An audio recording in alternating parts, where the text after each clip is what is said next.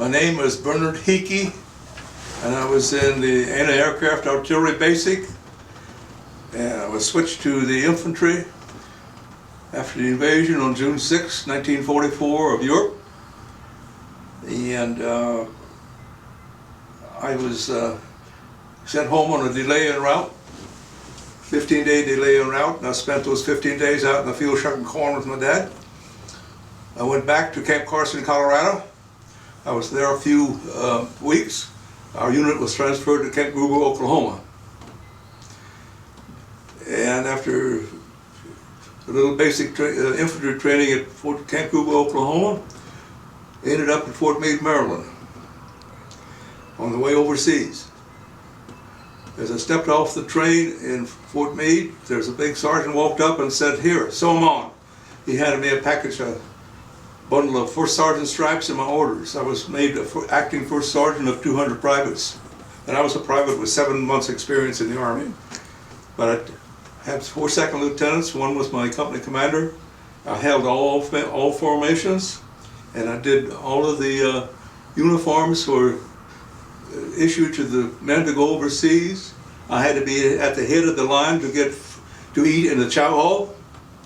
I issued passes and had held formations. And this continued all the way over to Viviers, Belgium. When I saw I wasn't a first sergeant anymore, needed as a first sergeant anymore, I took a razor blade and cut the stripes off, and it's not on my record. A few days later, they told us to pick up a rifle out of that pile that they had out in the yard, and we got on 6x trucks and trucked to the front line on the Ruhr River.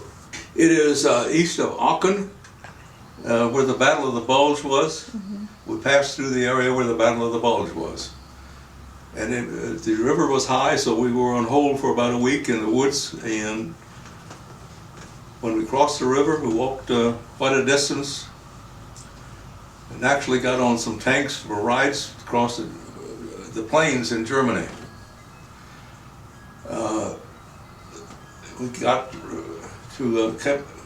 captured a town where there was a convent, Red Cross sign on the roof.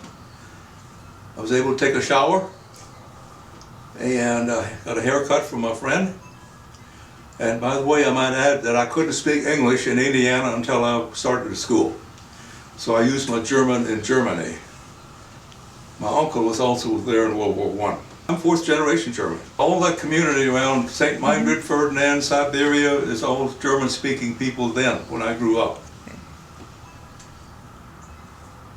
After we crossed the Remagen-Ludendorff Bridge at Remagen, under fire, it collapsed into the Rhine River 10 days later with our engineers on it. I was wounded on April the 7th by mortar fragments. I came back across the river in an ambulance. I recovered in Liège, Belgium for over about 5 to 6 weeks, and I was able to rejoin my unit. I hitchhiked part of the way. And they were stationed then on Edersee, which was a resort town with where they also generated electricity, and then we moved to a small Breitenbach, which was a cow town. And one day they came to me, and we had a lot of non-coms, and I was a staff sergeant. Being on the front line for a week, I was promoted to staff sergeant. And they called me in the office and said, "Bring your rifle and all your gear." He took me to the railroad station. I got on a train with the engineers. I got on the engine with the engineers and went to Kassel, Germany. They made up an entire train, a long train, with supplies to go to Berlin. It was the supplies from our infantry regiment. I had guards in each empty boxcar, each end and in the middle. The Russians had occupied all the territory around Berlin. And we got to Helmstedt, Germany. Of course, the train stopped, and this Russian soldier came up, fully dressed. He spoke Russian, and I shook my head, and I spoke English, and he shook his head. And I said, "Können Sie Deutsch sprechen?" "Jawohl." So we went right on through. They didn't break a seal on any boxcar. And in Berlin, I was promoted to tech sergeant, platoon sergeant, and I was sergeant of the guard every 4 days. And I helped train Berlin policemen to stand guard duty for the American Army. And took them out on the firing range to fire the M1 rifles. And in May of 1946, I was ready to go home. Traveled on a little bitty ship that bounced all over the Atlantic Ocean, and I think I ate 1 meal in 10 days. And then I was discharged at Camp Atterbury. Back to the farm. Yes, and I had one deferment. My father was older and not well, and my younger brother was still in high school. So I had one deferment, was issued a second one, and they canceled it. And I was called up for immediate induction. And at the very beginning, in Louisville, where I was inducted, sworn in, I was made acting corporal of another man to come up to Fort Harrison.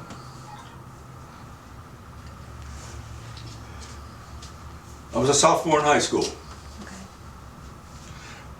By the way, our farm did not have electricity, or furnace, or plumbing, and no radio. We had to go to the neighbors to listen to the radio. It was in Perry County, Indiana.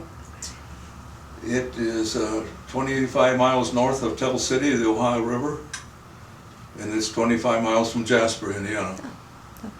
It was really a hill farm. It did have 90 acres of farming land out of 150. And I've milked cows, I've raised pigs, I've raised horses, and I worked with horses. We did not have a tractor until I got home from the service. We had steam engines to operate thrashing machines. So, we've always had plenty to eat, plenty of milk. I hung up my uniform and put on my work clothes, and I went out and plowed the field the next day. And the day before I left for the service, I was on a grain binder cutting wheat. So I was on the farm when my father passed away in 1948. My brother and I farmed the farm for my mother for a couple of years, and then my brother got married. And when I got home from the service the first winter, I was in bed with my legs swollen up. I have shrapnel in both legs. And I went to the service officer, and he said, you should not be a farmer.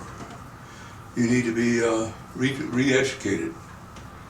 And I said, he said, you need to go to college, and he sent me to Evansville to a college. I took all kinds of tests to determine what my aptitudes were, and they said it was math and science.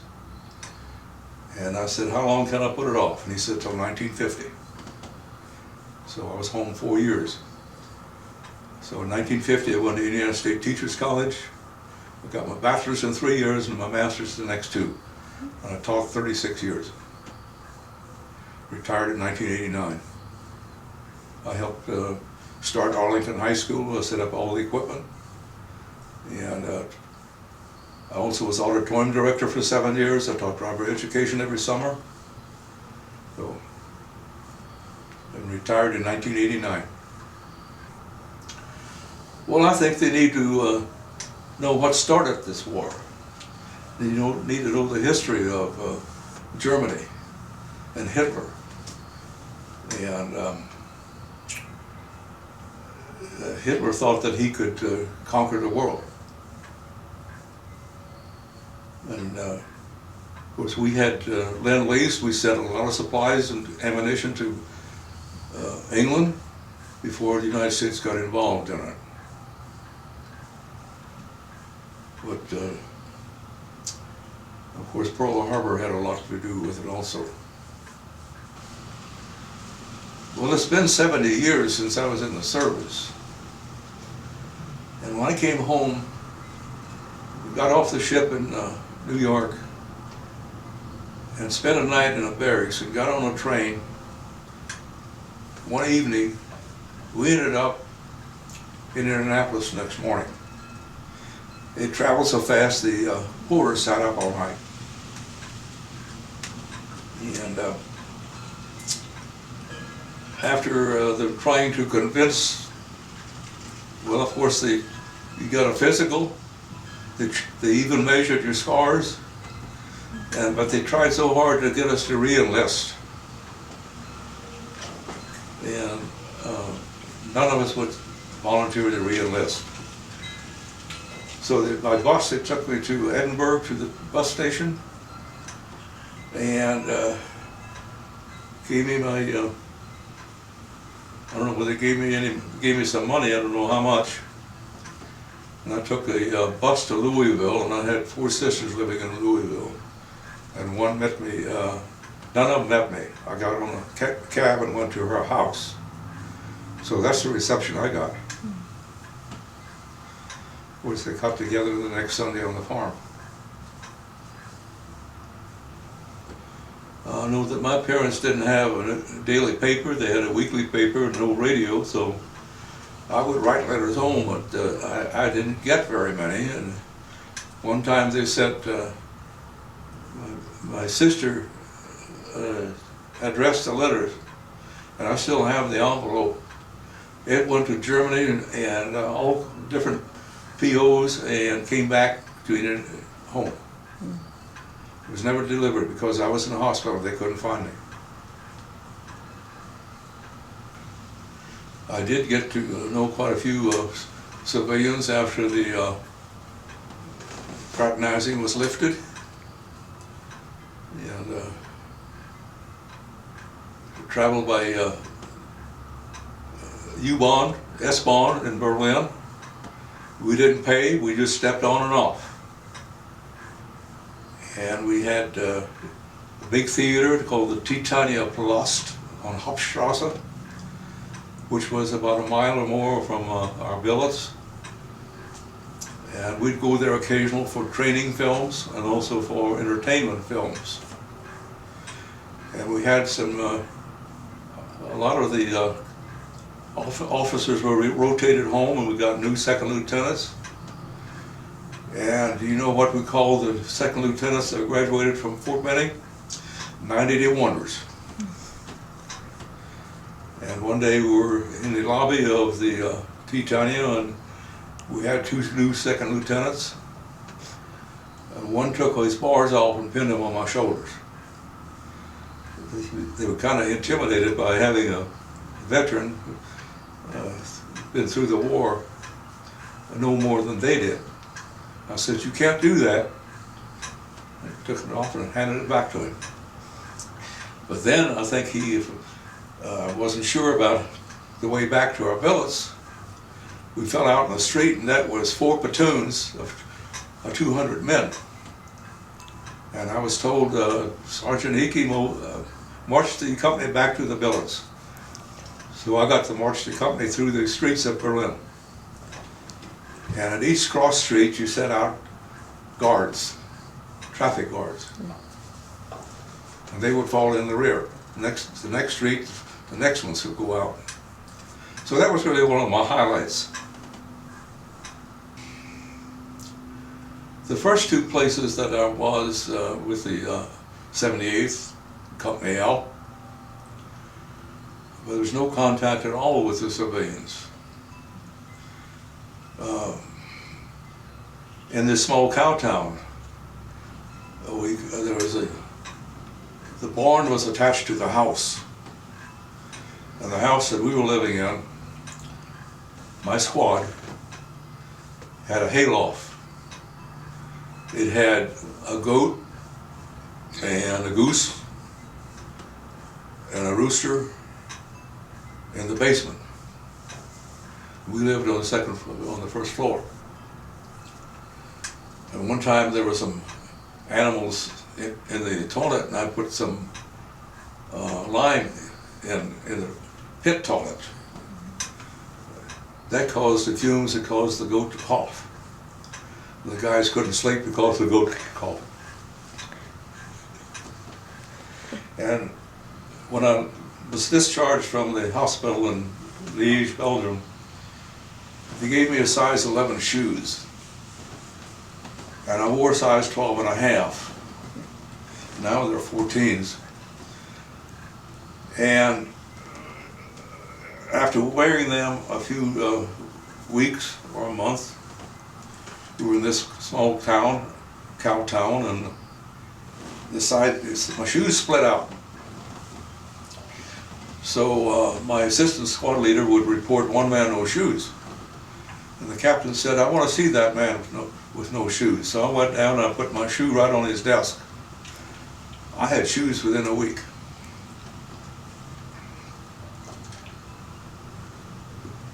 We had, in this small town, they had a softball team and played other companies. There was also a glee club that the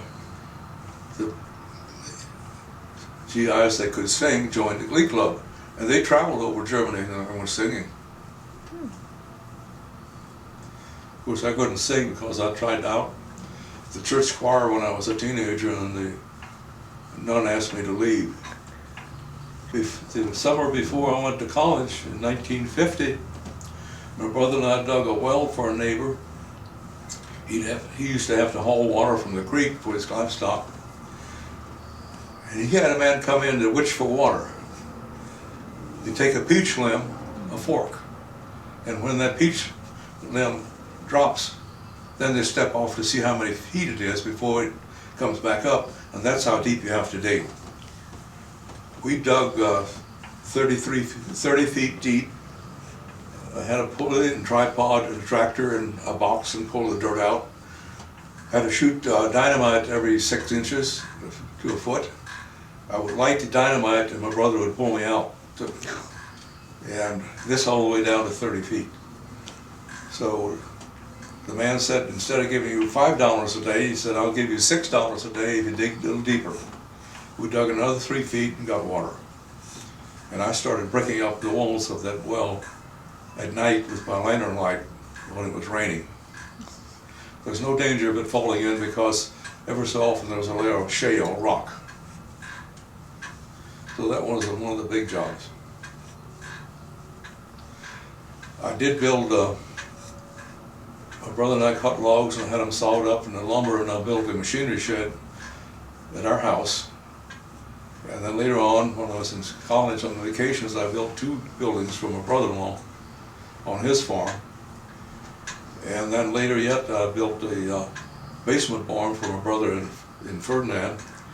That was about 150 miles, and I would drive back and forth every week all summer building that barn. I had a little help in putting on the roof, and my brother would help me on Saturdays because he worked in the factory and I did all the work.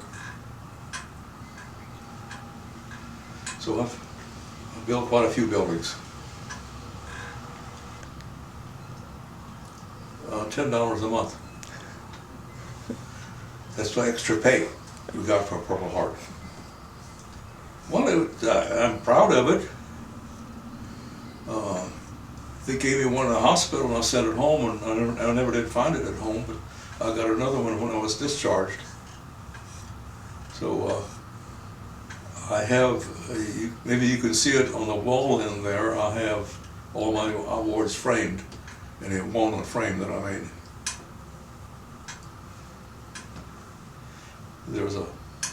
I still have my uniform, got a lot of ribbons on it. I can't button my jacket anymore. I had a picture taken when I was 65. I had it taken by me being turned sideways because I couldn't button my coat. I weighed like 155 pounds at that time. And now I've been weighing 200 pounds for years.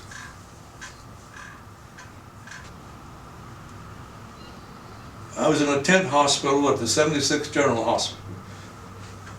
76th General. Tents. It was tents.